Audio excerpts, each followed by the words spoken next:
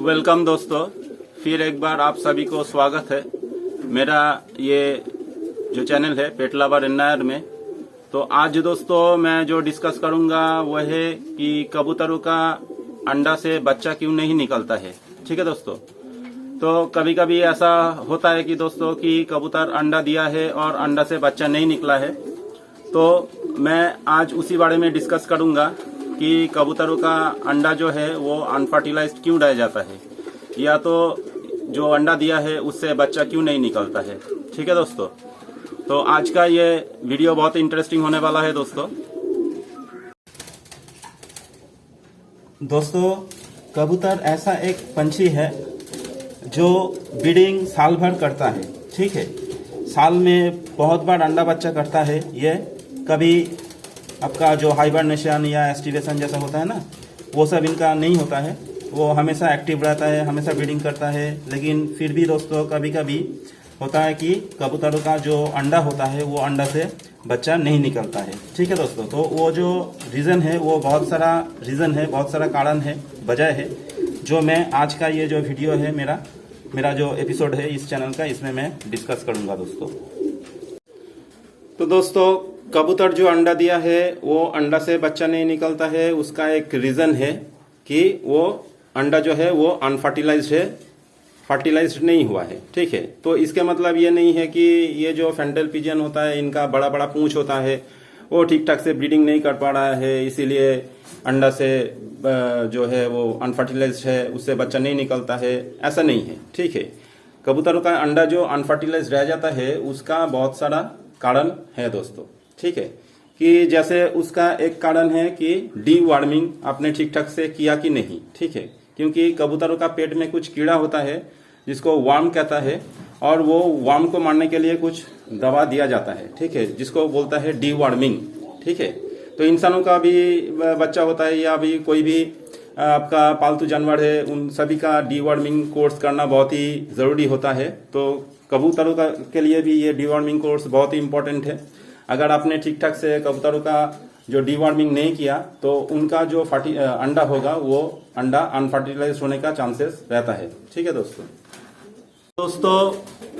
कबूतर ब्रीडिंग करता है, ठीक है, अंडा देता है, तो कभी कभी वो अंडा से बच्चा नहीं भी निकल सकता है। ठीक है दोस्तों, तो वो जो अंडा से बच्चा नहीं निकला है इसके मतलब ये नहीं है कि वो अंडा हमेशा अनफर्टिलाइज्ड रह गया है। ठीक है, कि फर्टिलाइजेशन ठीक ठाक से नहीं हुआ तो इसीलिए अंडा से बच्चा नहीं निकला है, ऐसा नहीं होता है हमेशा। ठीक है, कभी कभी ऐसा होता है कि जो अंडा है आपका कबूतरों का वो फर्टिलाइज्ड हुआ है। ठीक है, आपका कबूतर ठीक ठाक है, ठीक है, वो अच्छा ब्रीडिंग पेयर है, अच्छा अंडा बच्चा करता है, और उसने जो अंडा दिया वो फर्टिलाइज्ड भी हुआ है। लेकिन इसका मतलब ये नहीं है कि वो जो फर्टिलाइज्ड अंडा है उससे हमेशा बेबी निकलेगा। ठीक है दोस्तों, कभी कभी ऐसा भी होता है कि फर्टिलाइज्ड अंडा जो होता है उससे भी बच्चा नहीं निकलता है, और उसका सबसे बड़ा जो रीजन होता है दोस्तों वो है बहुत ज्यादा गर्मी। ठीक है, कि अगर बहुत ज्यादा गर्मी है तो उस टाइम क्या होता है दोस्तों, कबूतरों का जो फर्टिलाइज्ड अंडा है वो अंडा के अंदर ही जो बच्चा है वो मर जाता है। ठीक है दोस्तों, वो निकल नहीं पाता है और वो उधर में ही मर जाता है अंडा के अंदर। ठीक है, तो ये भी एक रीजन है कि बहुत ज्यादा अगर गर्मी में आप ब्रीडिंग ले रहे हो आपका कबूतरों का, तो ये जो अंडा से बच्चा नहीं निकल रहा है उसका कारण जो है वो आपका ब्रीडिंग पेयर का प्रॉब्लम नहीं है, वो जो मेन प्रॉब्लम है सीजन। ठीक है, तो हर एक सीजन में कबूतर अंडा बच्चा ठीक ठाक से नहीं करता है। ठीक है, कबूतर ऐसा एक बर्ड है जो पूरा साल भर आपको अंडा देगा, लेकिन साल भर जो आपको बच्चा मिलेगा ऐसा कोई बात नहीं है, क्योंकि कभी कभी अंडा से जो बच्चा होता है वो मर सकता है, और वो भी डिपेंड करता है सीजन के ऊपर। ठीक है, बहुत ज्यादा गर्मी हो गया, बहुत ज्यादा ठंडा हो गया, इंसान ही उसको झेल नहीं पा रहा है, इतना गर्मी है, इतना ठंडा है, तो कबूतर का जो छोटा छोटा बेबी होता है वो बहुत नाजुक होता है और उनको ये परेशानी और भी होता है, तो वो कारण से भी कुछ कुछ अंडा से बच्चा नहीं निकल पाता है।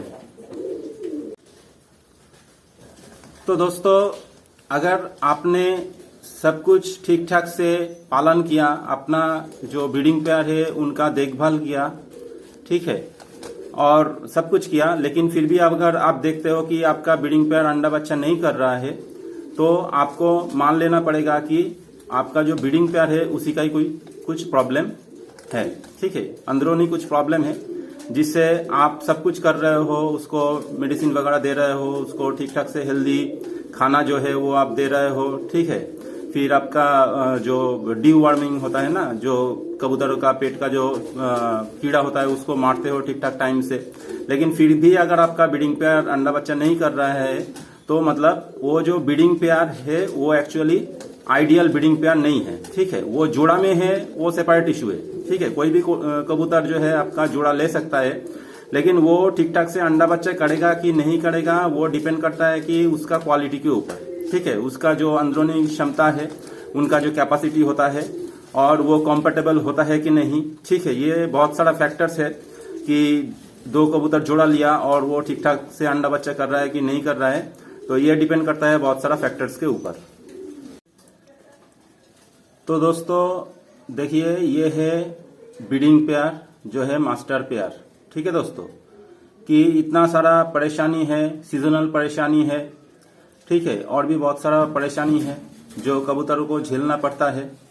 कभी कभी साल में बहुत गर्मी आ जाता है, कभी कभी बहुत ठंडा भी पड़ जाता है, तो उस टाइम दोस्तों कबूतरों को भी प्रॉब्लम होता है। ठीक है दोस्तों, जैसे इंसानों को प्रॉब्लम होता है ना कि ज्यादा गर्मी हो गया या तो ज्यादा ठंडा हो गया।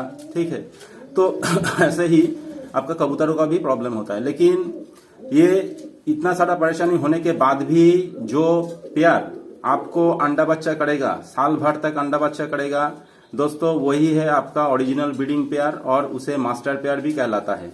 ठीक है दोस्तों, तो इसका मतलब ये नहीं है कि ये आपका जो मास्टर पेयर होगा, ब्रीडिंग पेयर होगा, उसका हर एक अंडा से बच्चा निकलेगा, हर एक जो बच्चा होगा वो बड़ा हो जाएगा, ऐसा बात नहीं है। लेकिन साल में मैक्सिमम टाइम ये आपको ब्रीडिंग देता रहेगा और अंडा बच्चा को ठीक ठाक से बड़ा करता रहेगा।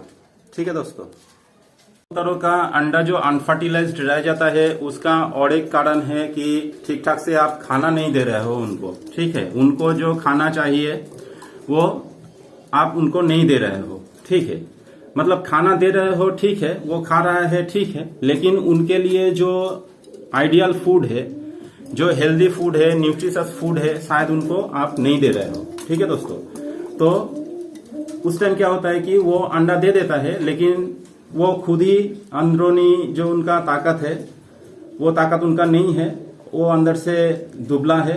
ठीक है, अंदर से वीक है, तो वो जो अंडा देगा, वो अंडा से आप एक्सपेक्ट नहीं कर पाओगे कि उससे आपका हेल्दी बेबी निकलेगा। ठीक है, तो हेल्दी बेबी पाने के लिए आपका कबूतरों का खाने का जो इंतजाम होता है वो आपको ठीक ठाक से करना पड़ेगा। उनका और भी बहुत सारा ध्यान रखना पड़ता है, उनका कोई प्रॉब्लम हो रहा है कि नहीं। ठीक है, सिर्फ खाना नहीं, फिर मैं जो आपको बोला ना कि वो जो आपका जो डीवर्मिंग वाला प्रॉब्लम है, मतलब डीवर्मिंग आपने नहीं किया है, ठीक है, उसका पेट में कीड़ा है, ये एक प्रॉब्लम हो सकता है। दूसरा जो प्रॉब्लम हो सकता है वो है सीजन, जो मैं आपको बताया। ठीक है, कि बहुत ज्यादा गर्मी हो गया है या तो बहुत ज्यादा ठंडा हो गया, तो कबूतर खुद ही कंफर्टेबल फील नहीं कर रहा है। ठीक है, तो खुद कंफर्टेबल फील नहीं कर रहा है तो वो अंडा बच्चा ठीक ठाक से कैसे करेगा, है ना।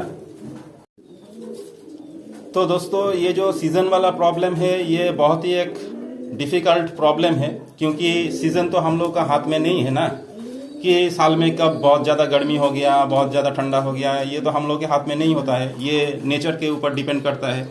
अभी दोस्तों ग्लोबल वार्मिंग तो चल रहा है, ग्लोबल वार्मिंग के वजह से तो टेम्परेचर फ्लक्चुएशन होता ही रहता है।